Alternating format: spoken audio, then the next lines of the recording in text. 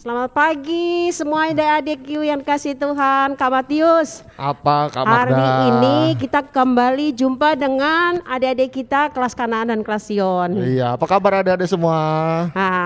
Halo, pasti mereka semuanya bersemangat untuk kita beribadah pagi hari ini, Kak Matius. Harus penuh semangat karena di minggu ini kita sudah lama nggak jumpa muka. Iya, tapi mereka tetap mau sama-sama kita memuji Tuhan. Mari kita akan bersama mulai ibadah kita pagi hari ini. Kita akan bersama menaikkan seperti yang kau ingini. Ya, adik-adik siap ya, kita akan menaikkan pujian kita.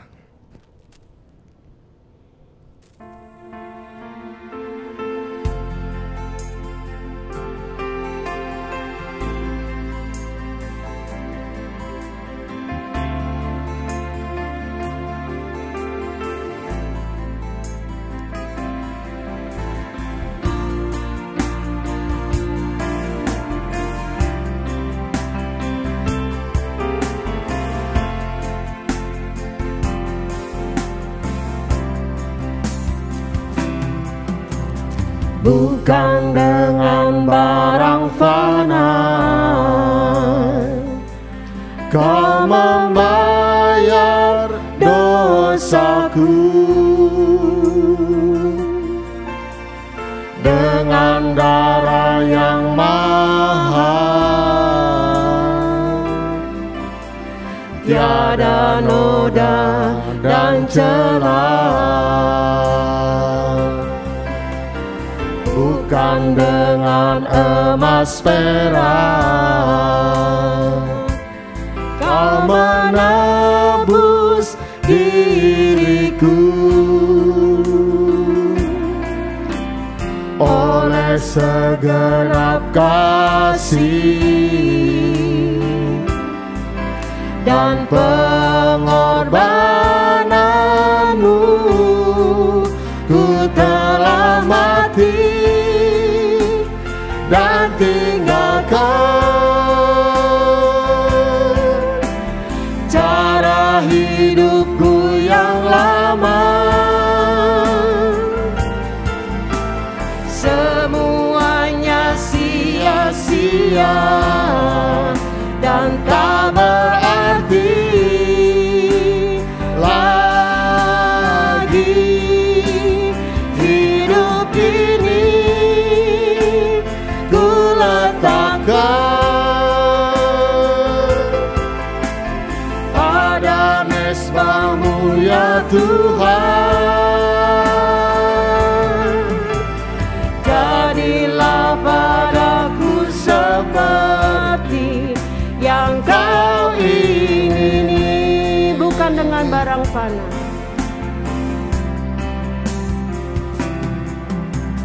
Bukan dengan barang fana Kau membayar dosaku, dengan darah yang mahal, tiada noda dan celah. Bukan dengan emas perak kau menebus diriku, oleh segenap kasih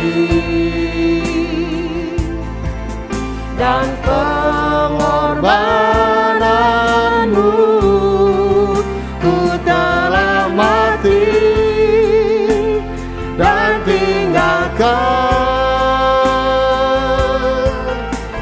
cara hidupku yang lama. Semuanya sia-sia dan tak berarti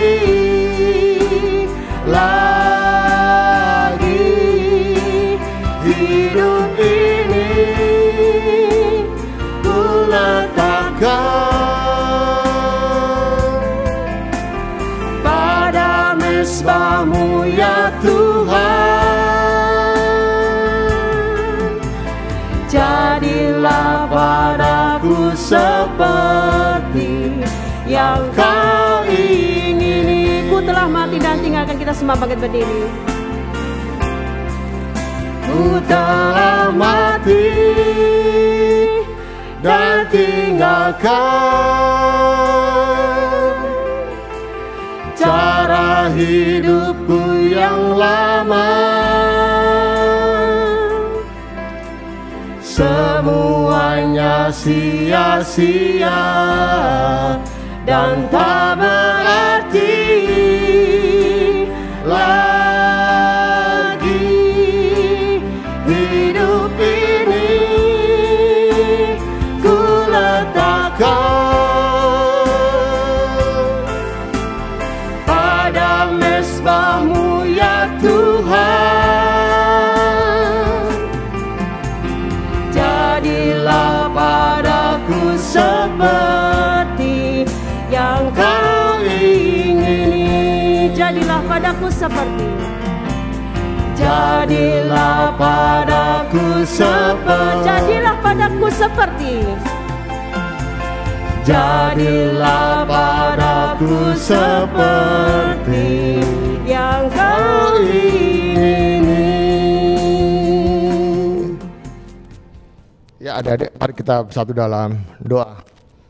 Bapa kami dalam kerajaan surga, kami mengucap syukur oleh karena kasih dan pertolongan-Mu yang luar biasa. Kami boleh rasakan sampai saat ini, kami boleh bertemu dengan adik-adik kami walaupun kami terpisah satu dengan yang lain. Tapi kami rindu untuk kami memuliakan nama-Mu melalui sekolah minggu di Sion dan Kanaan ini Tuhan.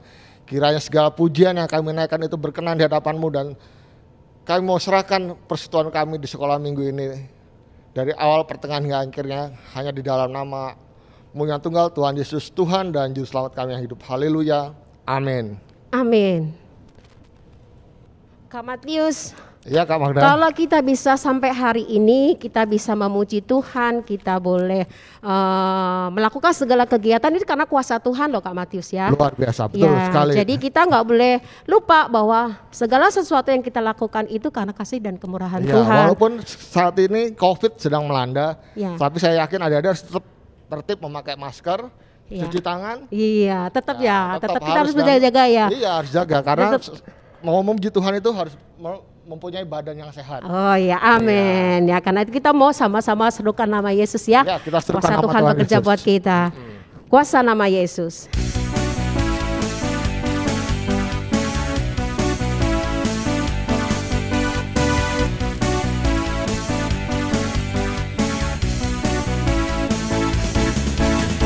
Bangkit, serukan nama Yesus.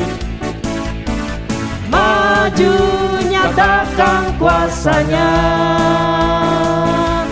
Kita buat iblis gemetar, kalahkan tipu dayanya. Dengan kuasa namanya, bangkit, serukan nama Yesus. Bangkit, serukan nama Yesus. Maju, nyatakan kuasanya. Kita buat iblis gemetar, kalahkan tipu dayanya. Dengan kuasa namanya, nama Yesus, menara yang kuat. Nama Yesus, kota benteng yang teguh. Nama Yesus, kalahkan semua musuh. Nama Yesus, di atas segalanya. Bangkit, serukan nama Yesus. Bangkit, serukan nama Yesus. Maju, nyatakan kuasanya. Kita buat iblis gemetar, kalahkan tipu dayanya.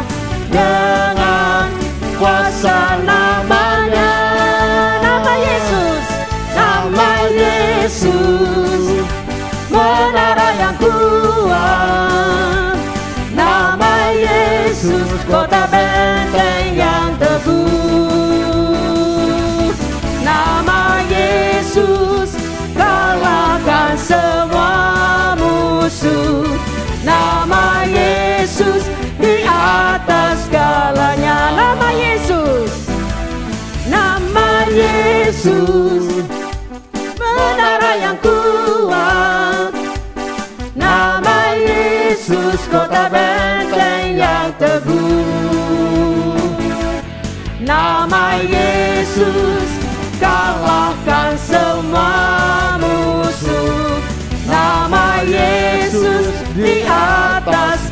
segalanya.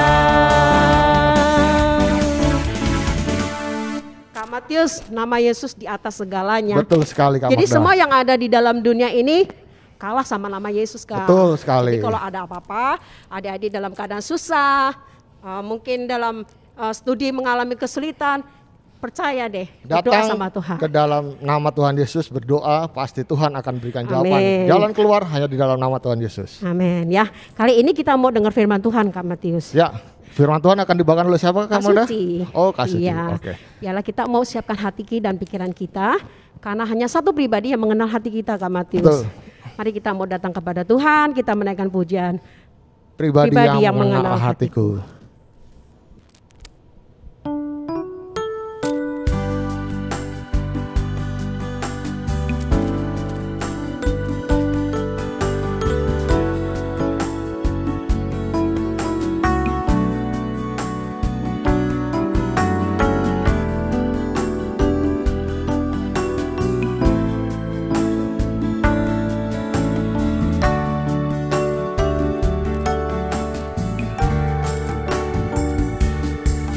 Hatiku saya haus, rindu aliran sungaimu.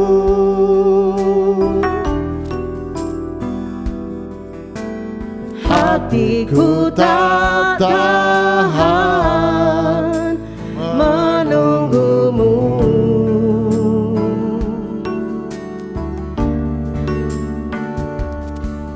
Bagai tanah gersang menanti datangnya hujan.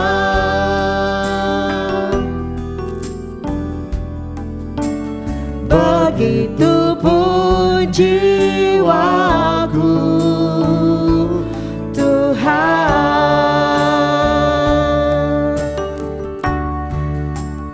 Hanya Engkau pribadi yang mengenal hatiku, tiada yang tersembunyi bagimu. Seluruh isi hatiku Kau tahu, dan bawaku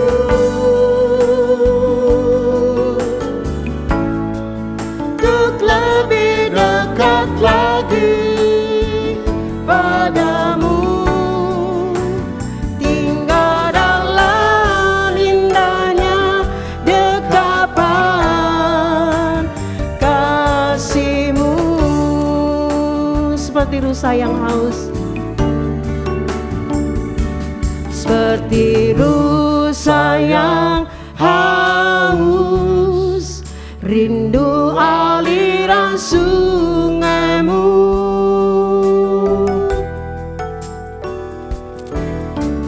Hatiku tak tahan menunggumu.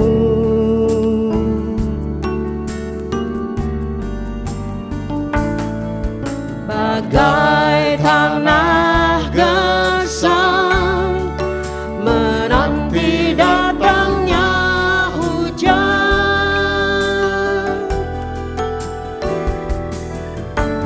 Begitupun jiwaku, Tuhan.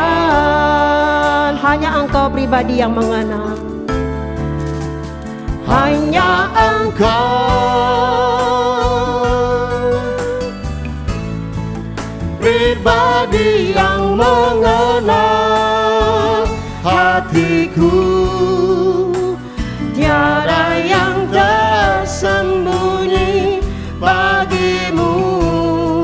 Seluruh isi hatiku Kau tahu, dan bawaku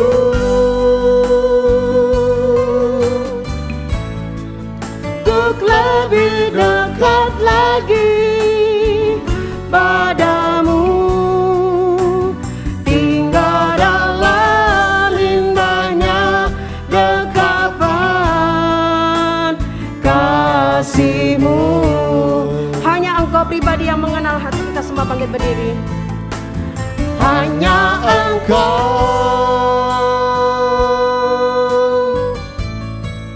pribadi yang mengenal hatiku. Tiada yang tersembunyi bagimu, seluruh isi hatiku Kau tahu, dan bawaku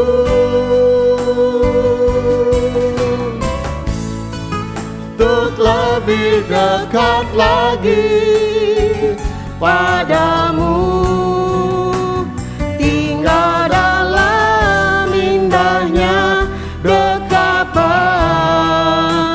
kasih-Mu. Mari kita berdoa. Bapa kami yang di surga, kami mengucap syukur kepadamu, di mana Tuhan telah memberkati kehidupan kami anak-anak-Mu. Kami boleh memuji dan meninggikan nama Tuhan, dan kami percaya berkat Tuhan menyertai dalam kehidupan kami. Dan saat ini adalah saat yang terindah, di mana kami semua anak-anak-Mu akan mendengarkan firman Tuhan yang akan disampaikan oleh Kak Suci. Kiranya Tuhan mengurapi Kak Suci dengan kuasa yang datang daripada Tuhan, sehingga firman Tuhan yang disampaikan boleh menjadikan kekuatan buat kehidupan anak-anak-Mu kelas Kana dan kelas Yon, sehingga dimanapun mereka berada, mereka dijangkau oleh kuasa Tuhan, dan melalui firman Tuhan mereka menjadi anak-anak yang kuat. Terima kasih Tuhan, kami sambut berkat firman-Mu hanya di dalam nama Tuhan Yesus Kristus. Kami bersama berdoa serta mengucap syukur. Amin. Halo adik-adik, senang bertemu lagi walaupun secara online. Tanpa terasa kita sudah sampai di akhir minggu terakhir bulan Oktober, dan sepanjang bulan ini kita membahas satu tokoh, yaitu tokoh Daniel. Dan minggu lalu sudah dibahas juga teman-teman Daniel, Sadrah, Mesah, dan Abednego. Secara detailnya adik-adik sudah tahu semua. Nah, minggu ini kita akan belajar mengenai Daniel.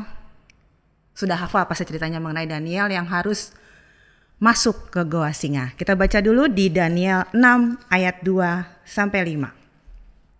Daniel 6 ayat 2-5. Membawahi mereka diangkat pula 3 pejabat tinggi, dan Daniel adalah salah satu dari ketiga orang itu. Kepada merekalah para wakil-wakil raja harus memberi pertanggungan jawab, supaya raja jangan dirugikan. Maka Daniel ini melebihi para pejabat tinggi dan para wakil raja itu, karena ia mempunyai roh yang luar biasa, dan raja bermaksud untuk menempatkannya atas seluruh kerajaannya. Kemudian para pejabat tinggi dan wakil raja itu mencari alasan dakwaan terhadap Daniel dalam hal pemerintahan, tetapi mereka tidak mendapat alasan apapun atau sesuatu kesalahan, sebab ia setia dan tidak ada didapati sesuatu kelalaian atau sesuatu kesalahan padanya. Maka berkatalah orang-orang itu, kita tidak akan mendapat suatu alasan dakwaan terhadap Daniel ini, kecuali dalam hal ibadahnya kepada Allahnya.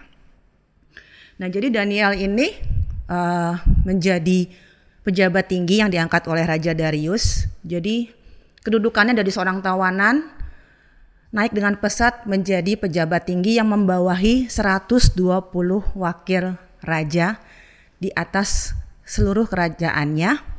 Dan dari antara ketiga orang ini, Daniel malah lebih dari semua, karena dikatakan ia memiliki roh Allah yang luar biasa. Nah, di sini kita belajar bahwa pada saat kita setia dan berkenan kepada Tuhan, maka dalam segala sesuatu Allah menyertai kita, seperti yang terjadi dengan Daniel. Nah, yang kedua, kalau kita jadi orang yang setia, jadi anak Tuhan yang setia, ciri yang kedua, dunia memusuhi kita. Nah, yang lain-lain nih melihat kedudukan Daniel mulai merasa cemburu atau iri dan cari jalan gimana caranya jatuhin Daniel. Dalam segala pekerjaan Daniel dilihat gak ada kesalahan, gak ada kelalaian, semuanya indah, semuanya rapi, semuanya bagus. Ini juga ciri anak Tuhan. Dalam segala perbuatannya selalu mempermuliakan nama Tuhan. Nah, sekarang mereka cari jalan. Gimana ya? Kalau seluruh pekerjaan Danielnya rapi semua, gak ada kelalaian, gak ada kesalahan, gimana caranya jatuhin Daniel? Oh iya, ada satu jalan, yaitu cara ibadahnya Daniel. Nah sekarang kita baca lanjutannya, langsung panjang nih adik-adik. Di Daniel 6 ayat 6 sampai 11. Agak panjang ya, ayat 6 sampai 11. Kemudian bergegas-gegaslah para pejabat tinggi dan wakil raja itu menghadap raja serta berkata kepadanya, "Ya Raja Darius, kekalah hidup tuanku.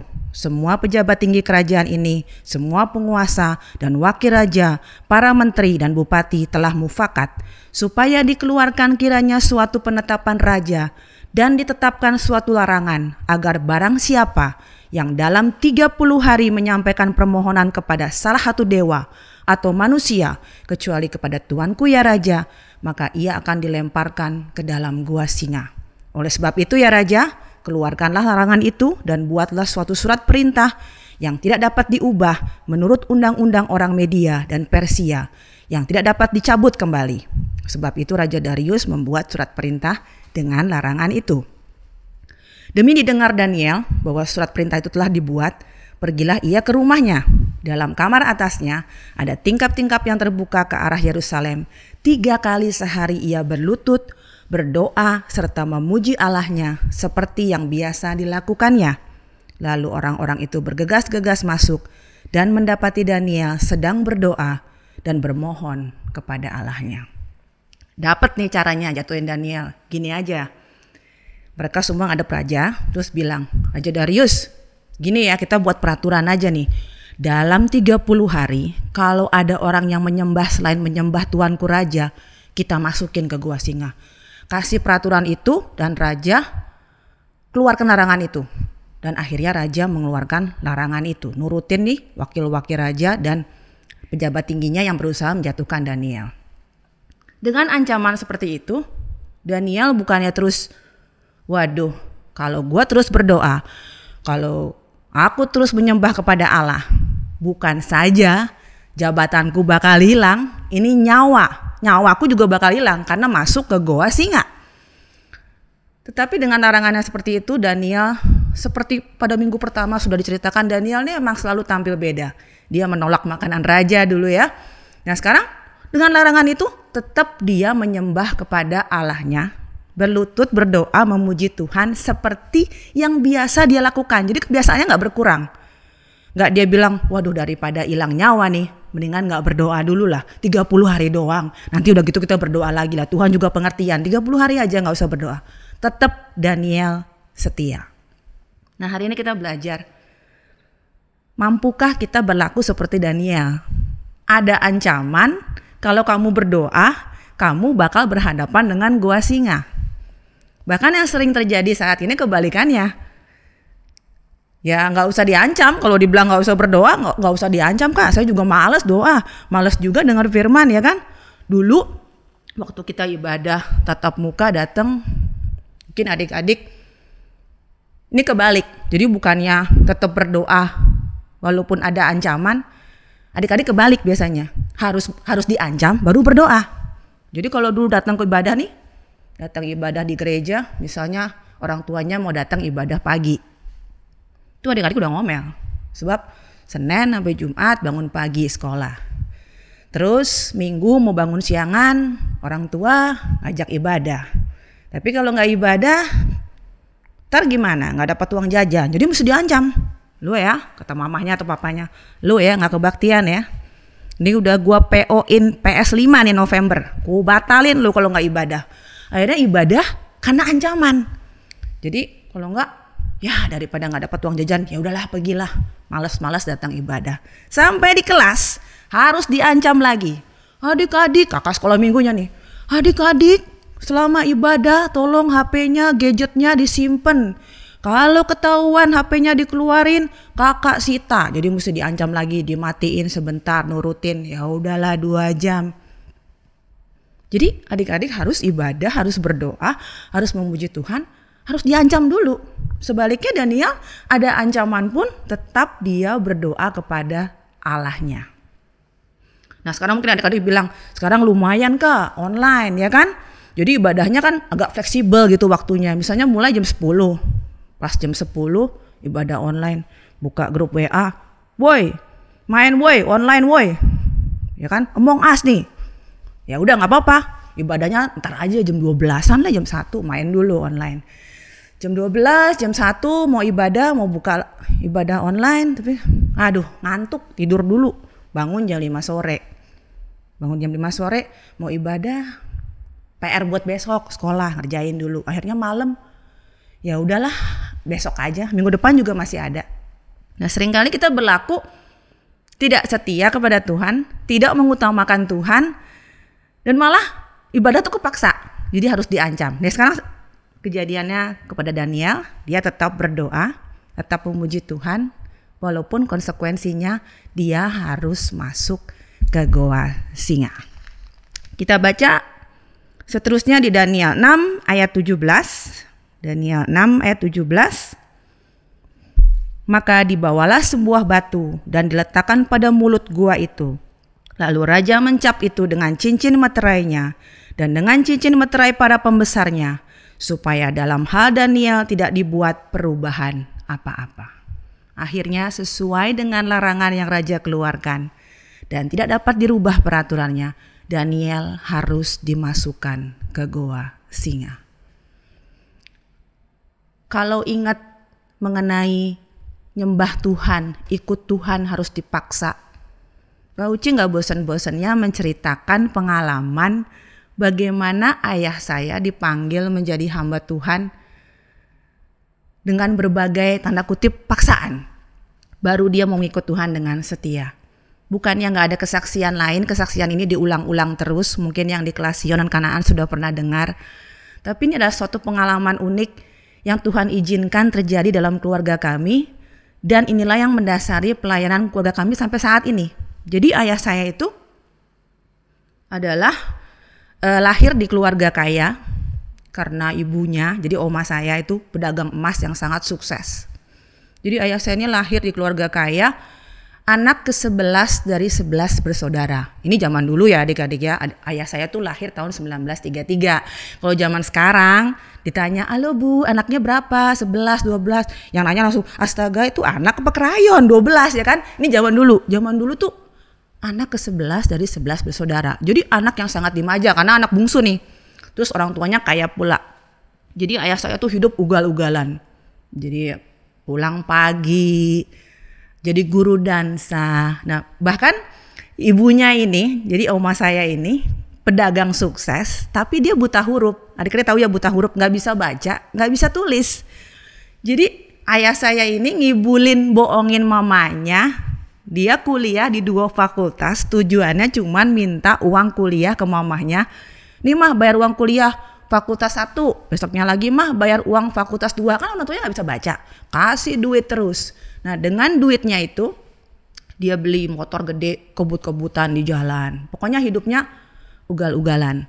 Dan setiap ibunya atau oma saya ini bilang, Ben, namanya kan Benny, Ben, ayo ikut Tuhan. Selalu ayah saya bilang, ikut Tuhan tuh mah cuman buat orang tua yang udah mau mati. Kalau anak muda itu menikmati masa mudanya, nanti aja kalau udah tua, udah dekat-dekat mati, baru cari Tuhan. Gitu. Dia ngomong yang gak pernah mau ikut Tuhan. Sampai 10 saudaranya bilang sama mamahnya, Mah udahlah punya anak 11, 1 busuk begini telur buang aja katanya, gak ada gunanya nyusahin keluarga. Tapi ibunya ini terus berdoa untuk ayah saya supaya ayah saya mau kenal Tuhan. Singkat cerita ayah saya kenal sama satu wanita yaitu ibu saya, terus menikah sebagai, karena ayah saya ini anak kesayangan, jadi ibu saya jadi mantu kesayangan. Sama oma saya dikasih perhiasan banyak karena dijual emas. Perhiasan itu dijual oleh ayah saya buat main judi, dikasih lagi dijual buat main judi. Kemudian lahir anak pertama. Anak pertamanya laki-laki, juga cucu kesayangan oma saya itu. Karena anak kesayangan, punya anak jadi cucu kesayangan. Pada usia 6 bulan, bayi ini biasa kan kalau sama mamanya dikasih minyak kayu putih ya, kalau habis mandi perutnya digosok-gosok minyak kayu putih biar hangat gitu. Nah botolnya tuh ditaruh di sebelahnya. Anaknya aktif, nendang-nendang tangannya gini-gini, minyak kayu putih itu tumpah mengenai mukanya. Dan kedua matanya ini kayak terbakar gitu, jadi hitam putihnya itu hilang, tinggal daging merah.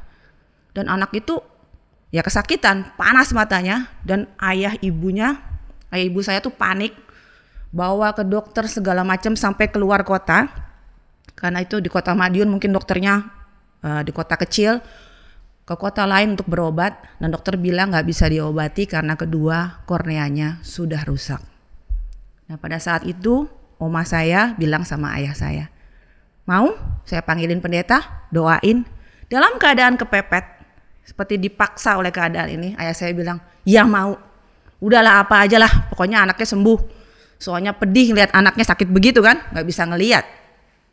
Dipanggil pendeta di mana oma saya beribadah. Dan pendeta itu datang, cuma mengatakan, Benny, kamu mau terima Tuhan nggak? Karena yang menyembuhin ini bukan saya, yang nyembuhin ini Tuhan. Saya nggak bisa nyembuhin.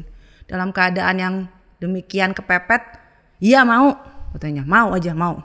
Bahkan ayah saya ngomong, kalau anak ini sembuh, bukan saja saya mau jadi Kristen, saya ikut Tuhan, saya mau jadi pendeta.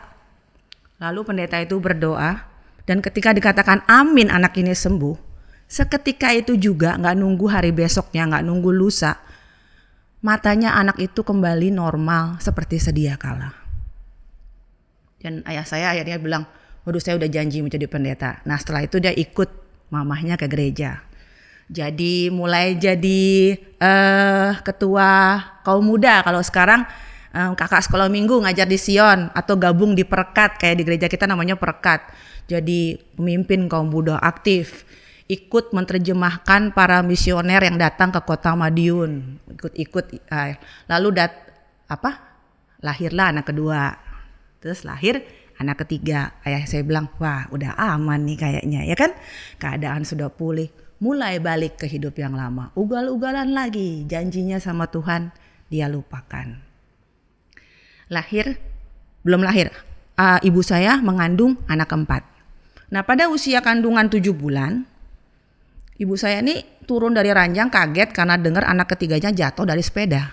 Nah ketika ibu saya turun dari ranjang, dia jatuh mengalami pendarahan. Dan pendarahan itu gak berhenti-berhenti sampai 40 hari 40 malam. Dan keadaan janinnya di dalam kandungan meninggal. Nah jadi janinnya itu harus dikeluarkan, karena kalau enggak janin yang sudah meninggal ini akan meracuni ibunya dan ibunya juga meninggal. Tapi cara ngeluarinnya gimana? Karena setiap mengejam untuk mengeluarkan bayi itu yang keluar darah. Sedangkan HB-nya saat itu, adik-adik Google deh, HB orang normal berapa tuh? Kalau perempuan tuh 12 sampai 14. Pada suatu malam terakhir tuh hari ke-40, HB-nya ibu saya tuh tinggal 3. Biasanya HB 6 tuh orang udah pingsan. Nah pada malam itu dokter bilang ke ayah saya, kalau sebentar lagi turun lagi 2, istri bapak meninggal malam ini. Nah mendengar itu ayah saya baru sadar akan janjinya kepada Tuhan untuk menjadi hamba Tuhan. Kemudian dia berdoa di rumah sakit itu, mohon kepada Tuhan menyembuhkan istrinya. Kalau istrinya sembuh, dia janji akan menjadi hamba Tuhan yang setia. Nah saat itu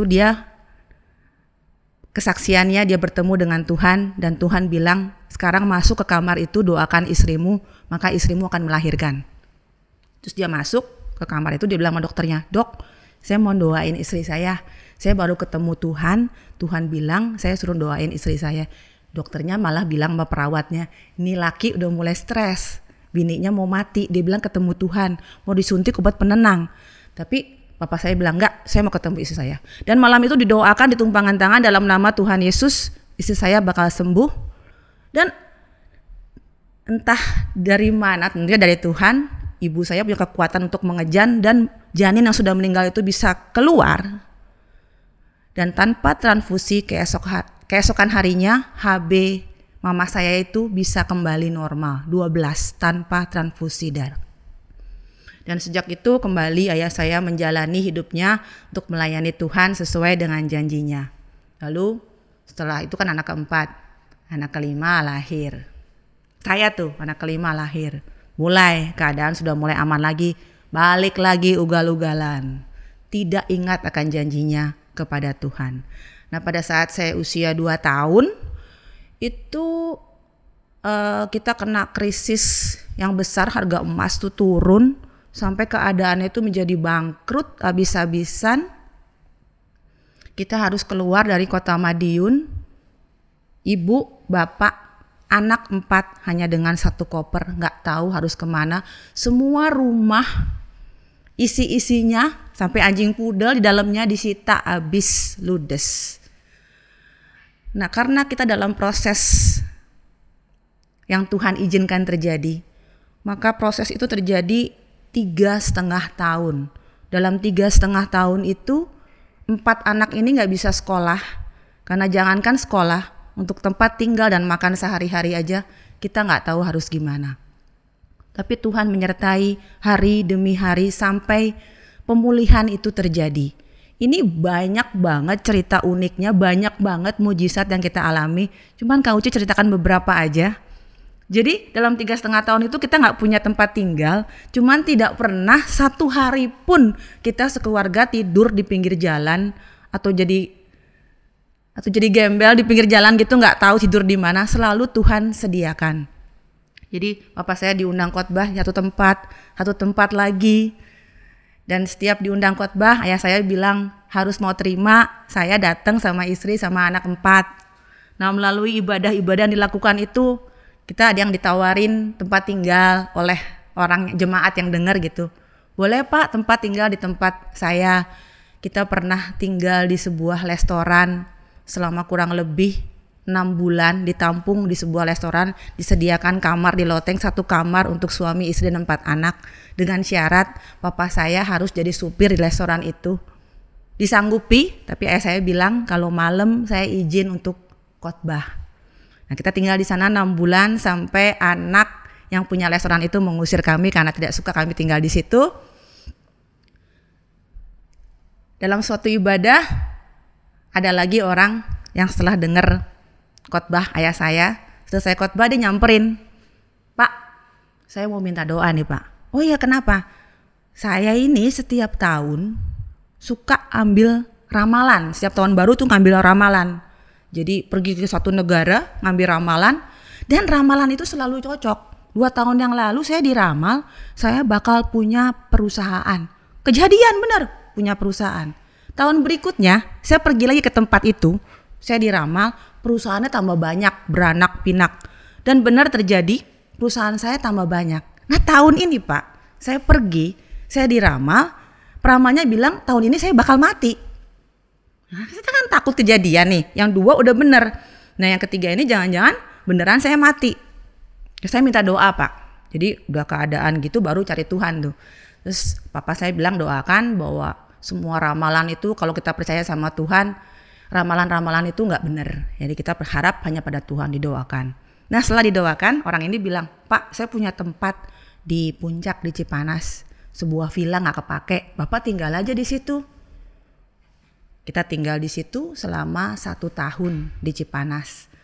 Nah, dia bilang, tapi Pak ya, kan saya kan punya villa tuh, setiap weekend saya ke sana main. Bapak siapin villanya, bersih-bersihin villa gitu kan, terus siapin nanti saya mau bawa makanan tuh, cuci piring, rapi-rapiin. Iya, kita sanggupin. Hampir 1 tahun kita tinggal di situ, sampai tahun yang diramal oleh orang yang dia datengin itu lewat. Jadi wah, udah 1 tahun nih gue kagak mati. Bener juga tuh pendeta ya kan.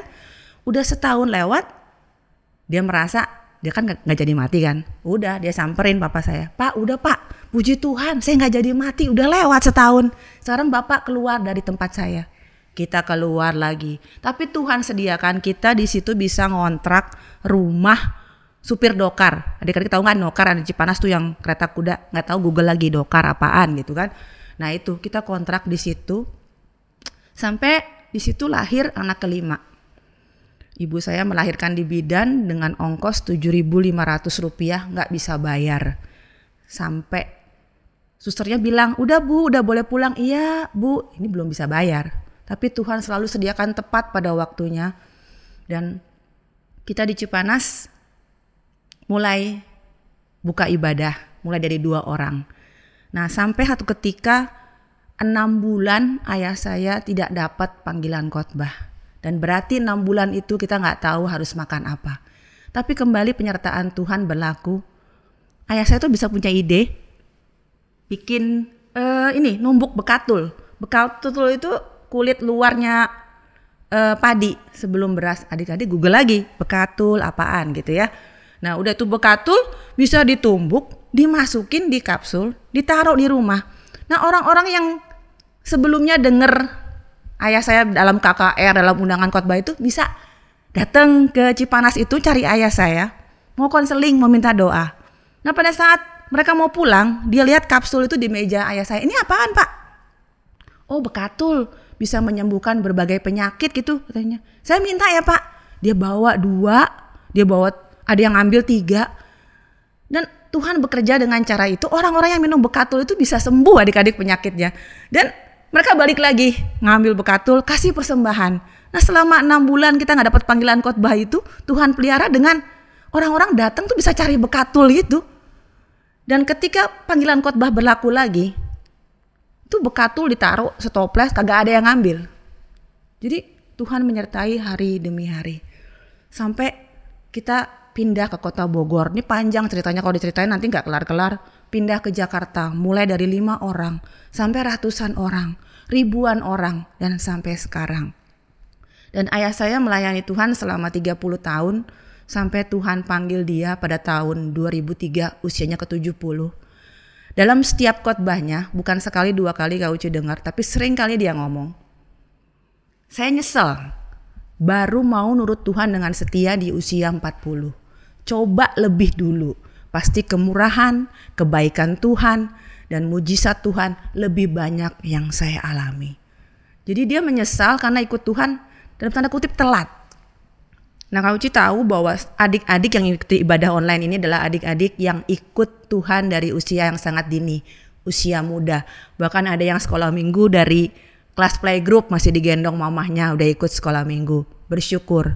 Nah, biarlah kita tetap setia mengikut Tuhan, bukan karena paksaan, bukan karena ancaman, tapi sebaliknya walaupun kita diancam, dimusuhi dunia, kita tetap setia mencari Tuhan. Nah kita baca ayat penutup di Daniel 6 ayat 20 sampai 22. Ayat 20 sampai 22. Dan ketika ia sampai dekat goa itu, berserulah ia kepada Daniel dengan suara yang sayu. Berkatalah ia kepada Daniel, Daniel, hamba Allah yang hidup, Allahmu yang kau sembah dengan tekun, telah sanggupkah ia melepaskan engkau dari singa-singa itu? Lalu kata Daniel kepada raja, ya raja, kekalah hidupmu. Allahku telah mengutus malaikatnya untuk mengatupkan mulut singa-singa itu, sehingga mereka tidak mengapa-ngapakan aku, karena ternyata aku tak bersalah di hadapannya, tetapi juga terhadap tuanku ya raja, aku tidak melakukan kejahatan. Yang lucu nih, rajanya yang bikin peraturan menjebloskan Daniel ke goa singa, tapi dia yang sedih, dia yang gak bisa tidur malam itu, dia puasa untuk Daniel, dan dia bilang sama Daniel, semoga Allahmu yang kau sembah itu dapat melepaskan engkau. Jadi dia emang punya harapan bahwa Allah yang Daniel sembah itu bisa melepaskan Daniel. Dan keesokan harinya Daniel ditengokin sama raja. Jadi raja begitu gak bisa tidur, dia puasa malam itu buat Daniel. Padahal secara itu dia mikir dong, pasti habis lah, jadi daging suwir lah Daniel masuk goa singa. Singanya tuh banyak, bukan satu, singa yang lapar. Pagi-pagi dia datang ke goa singa itu, dia tanya, Daniel, are you okay? Ya kan? It's okay not to be okay. Mungkin Dariusnya sedang nonton drakor. Dia tanya gitu, Daniel bilang, oh iya raja, kekalah hidupmu. Jadi pas dengar itu pasti rajanya, wih, lega Daniel tidak dimakan oleh singa. Rajanya nanya, apakah Allah yang kau sembah itu sanggup melepaskan engkau? Oh iya, karena aku tidak berlaku salah terhadap Tuhan dan juga terhadap tuanku raja. Jadi Daniel ini orang yang setia, Daniel ini orang yang tidak takut walaupun dia harus kehilangan nyawanya, harus kehilangan jabatannya, tetap setia menyembah kepada Tuhan. Dan Tuhan memuliakan Daniel sedemikian rupa, sampai raja aja puasa buat dia, raja gak bisa tidur karena dia. Dan bahkan Daniel punya pengalaman yang tidak dialami oleh orang lain, yaitu tidur di atas kepala singa. Adik-adik paling mentok tidur di atas bantal bulu angsa. Itu pun angsanya tinggal bulunya. Coba tidur di atas angsa, dipatok juga. Nah ini Daniel bisa tidur di atas kepala singa, tidur bareng singa-singa. Dan tidak ada luka pada Daniel. Dan bahkan ditambahkan kalau adik-adik baca ayat di bawahnya, raja bilang, semua orang yang menjebak Daniel sehingga Daniel masuk ke gua singa, dia, istri, dan anak-anaknya harus dimasukkan ke dalam gua singa. Dan mereka dimasukkan dalam gua singa, belum sampai ke dasar gua, mereka dimakan oleh singa-singa itu, bahkan tulang mereka diremukan oleh singa-singa. Dan akhirnya Darius mengatakan semua bangsa, suku, dan bahasa harus menyembah Allahnya Daniel, karena itu adalah Allah yang hidup, yang pemerintahannya tidak akan berkesudahan. Begitu Daniel dimuliakan. Dan kalau Alkitab ini mengisahkan Daniel, mengisahkan mujizat Tuhan, kita mengetahui bahwa kasih dan kuasa Tuhan tidak berubah dulu, sekarang, dan sampai selamanya. Berarti kita juga bisa mengalami seperti Daniel kalau kita hidup setia dan seturut firman Tuhan, walaupun kita dimusuhi oleh dunia. Tapi kita yakin bahwa pada saat kita percaya kepada Tuhan, bahwa pada saat kita setia kepada Tuhan, kemuliaan, kehormatan akan dianugerahkan kepada kita. Sekian firman kita hari ini, biar kita boleh diberkati oleh firman ini dan kita menjadi berkat dimanapun kita berada. Dan kita terus berdoa supaya kita bisa segera bertemu di kelas untuk ibadah tatap muka. Dan kita tutup ibadah kita hari ini dengan doa. Mari adik-adik kita berdoa. Terima kasih Tuhan atas firman-Mu yang kami dengar pada hari ini, yang mengajar kami untuk menjadi anak-anak Tuhan yang setia dan mengutamakan Tuhan dalam setiap langkah hidup kami. Dan kami tahu dan kami yakin pada kami setia seperti Daniel, maka Daniel dimuliakan. Itu pun akan terjadi bagi kami semua yang berharap dan setia kepadamu. Dan kami tahu Tuhan ini tidak mudah, tapi Roh Kudus menguatkan kami, agar kami sanggup menjadi terang dimanapun kami berada, di tengah dunia yang semakin gelap, dan menjadi garam di tengah dunia yang semakin hambar. Dan nama Tuhan dimuliakan dalam setiap langkah hidup kami. Terima kasih Tuhan, kami sudah menerima berkat firman-Mu, dan kami rindu untuk menjadi pelaku firman-Mu yang setia. Kami sudah bersyukur dan berdoa dalam satu nama yang penuh kuasa, yaitu nama Tuhan Yesus Kristus. Haleluya. Amin. Bapa, terima kasih. Bapa, terima kasih. Bapa di dalam surga, kami berterima kasih.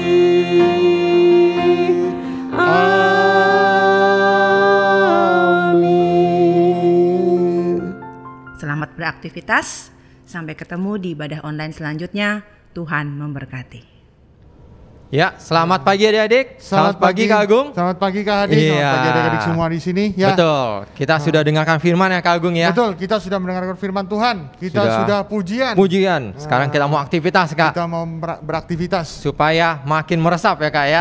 Firmannya yang tadi ya. disampaikan Kak Uci bisa lebih nangkep lagi Nangkep ya Kak lagi. ya. Dan kalau gerak cepat dan betul, bisa dapat hadiah. Iya, tadi kita harus ikut jawaban ini ya Kak ya. Betul, betul Iya. Kak. Nah, kita mau aktivitas apa nih Kak? Aktivitas Minggu kali Kak? ini kita tentang firman yang tadi Kak. Tentang firman tadi. Tapi cara menjawab kuisnya dengan berkait Kak dari berkait. atas. Ya. Kata berkait ya Kak Agung Kata ya. berkait, Kata berkait. betul. Tadi firmannya masih ingat kan ya? Tentang Daniel ya Kak ya. Wah, Di Daniel di Goa Singa. Oh, bukannya gua gajah yang gelap. Kak? Bukan.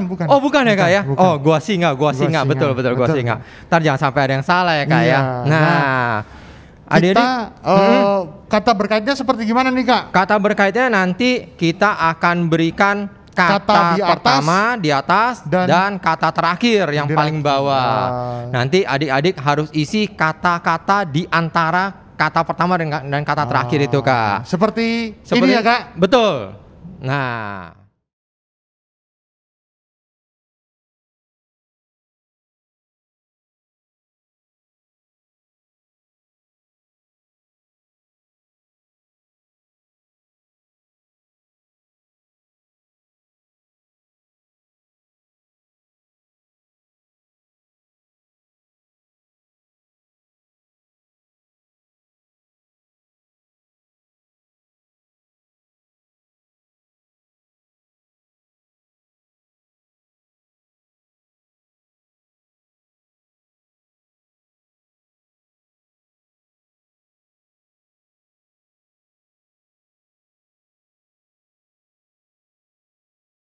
Itu semua jawabannya.